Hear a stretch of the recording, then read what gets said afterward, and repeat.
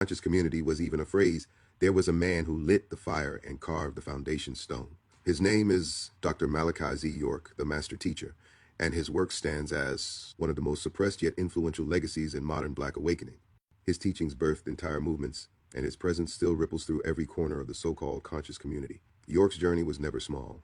He crossed continents and traditions, learning the sacred codes from Islam to Sufism, Christianity to Kemet, Dogon astronomy to extraterrestrial transmissions. He didn't pick one lane, he cracked open the whole highway, offering scrolls to guide his people back to memory. His life's work was a walking library in human form. He began in Brooklyn with the Ansar Allah community, reviving discipline and identity among Black people through Islamic teachings. But he never stayed boxed in.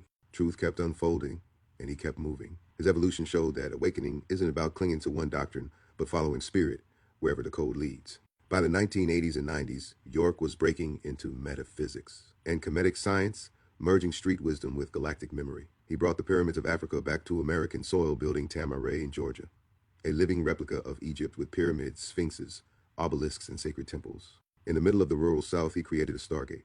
His scrolls were unmatched. Over 400 books and pamphlets, many translated from Arabic, Hebrew, Amharic, Greek, and Sumerian. He didn't just break down religious texts, he decoded the DNA of divinity. He showed us that melanin, sound, light, and geometry were technologies of liberation. His work stretched far beyond history. It was the blueprint of cosmic identity. York empowered families. He taught children in actual schools. He gave men and women a framework to live by. He birthed leaders. He introduced knowledge into Black neighborhoods that no college curriculum dared to teach. He restored the art of initiation when the culture had been stripped of rites of passage.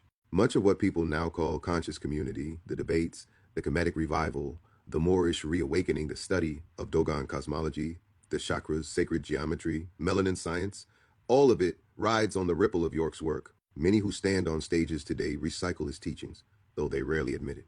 And here lies the truth. His name is banned. Many who study his work in depth refuse to say it aloud.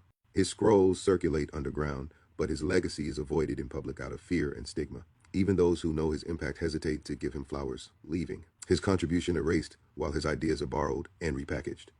On May 8, 2002, the government struck. They raided Tamaray, dismantled the sacred land, and placed York in chains. The charges that followed mirrored the classic blueprint of COINTELPRO operations. Fabricate, distort, destroy the credibility of the messenger so the message collapses. But the message never collapsed. It only went deeper underground. Since that day, Dr. York has been locked away. His health has declined behind walls. His voice has been silenced by design. His temples were bulldozed, his community scattered. Yet the memory of his work and the power of his scrolls continue to activate minds across generations. His imprisonment is not just his own. It's a statement on what the system does to anyone who dares to awaken the masses. He was demonized in the media, labeled and shamed so thoroughly that even allies distanced themselves. That stigma has become a muzzle. People who owe their entire intellectual foundation to York won't even utter his name. And this is the greatest tragedy, the erasure of the master teacher while his teachings are used daily. But we remember, his words live in the rhythm of every debate. His diagrams appear in countless presentations. His cosmology underpins most of the conscious lexicon. He may be banned in speech, but he is alive in practice. The fact that his fingerprints are everywhere, while his name is nowhere, is proof of both his brilliance and the system's fear. He taught us that the Black man and woman are cosmic beings, descendants of the Anunnaki, starborn entities connected to Sirius and Orion. He taught us that melanin is a gateway technology, that the pineal gland is not just biology, but interdimensional interface. He laid out the science of sound, frequency, and vibration decades before it became popular language. His teachings were never about blind faith. They were about evidence, translation, language, and decoding. He showed us how to read scripture for ourselves, how to see the allegory behind religion, and how to use ancient science to heal and elevate in the now. He put the power back into the people's hands. York didn't create followers, he created builders. He wanted leaders who could carry codes into their own communities. He wasn't interested in worship, he was interested in sovereignty. His scrolls were maps to independence, intellectual, spiritual, and cultural. The destruction of Tamaray was not just the destruction of buildings. It was the destruction of a dream, a warning to anyone who dared to manifest ancient culture in real time on American soil. But the vision didn't die. It lives in memory, in photos, in hearts, and in the blueprints of those who still dream of sovereign land and temples. His imprisonment was not just about him. It was about sending a message to the conscious community: step too far outside the narrative and you will be caged. And it worked. Many became silent. Many avoided his name. Many chose distance over loyalty. But silence is not truth. We live in an era where people claim consciousness on YouTube and Instagram. But without York, there would be no foundation for those claims. Every time a person picks up a crystal, wears an ankh, studies Kemet, or speaks of sovereignty, they are walking in York's shadow, whether they acknowledge it or not. His scrolls remain banned in many spaces, his name flagged, his work suppressed, but the truth cannot be erased forever. Underground copies still circulate. Whisper networks still pass them down. Students still memorize them.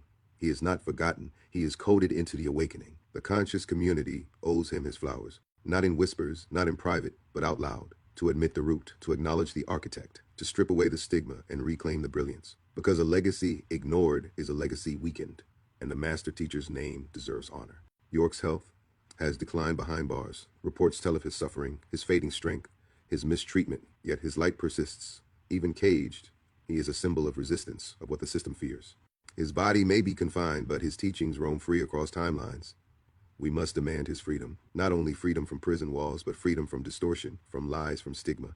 To free York is to free the conscious community from its own hypocrisy, from its own silence, from its own fear of naming the source. The conscious community is fragmented because it has refused to honor its root.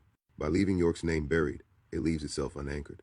By denying him flowers, it denies its own lineage. True unity requires truth, and that truth begins by acknowledging who lit the fire. He was not perfect, no master ever is, but perfection was never the point. The point was awakening. The point was elevation. The point was giving the people tools to break free of the matrix. And on that front, Dr. Malachi Z. York succeeded beyond measure. His imprisonment is a wound, but his legacy is medicine. Every scroll is a remedy. Every decoded diagram is a key.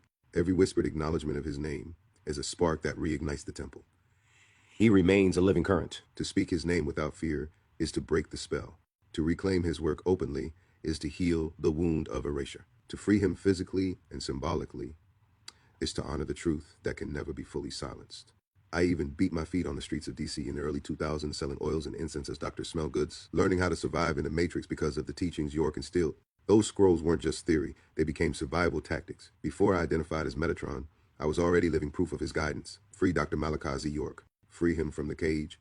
Free him from stigma. Free him from erasure. Say his name with reverence. Give him his flowers. Restore his throne in memory and in legacy. The conscious community has many branches, but only one root system that gave it water in the desert. That root is York, and the tree will never be stable until the root is acknowledged, honored, and restored. May 8, 2002 was the day they tried to erase him, but every day after the truth has whispered his name. His students may hide, but his legacy speaks. His scrolls may be banned, but they circulate. His temples may be gone, but his blueprint remains. We stand now in a moment of choice, to continue hiding his name in fear or to resurrect it in courage, to continue borrowing his science without acknowledgement, or to give him his rightful crown, to continue in stigma or to rise in truth. Dr. Malachi Z. York is not a ghost of the past. He is a living presence in the conscious mind of humanity. His work is alive in the very fabric of today's awakening. And until we say it boldly, until we honor it openly, the conscious community will remain incomplete. So let us say it now without fear, without shame, without hesitation. Dr. Malachi Z. York is the master teacher, the architect of our awakening, the band prophet whose light still guides the way.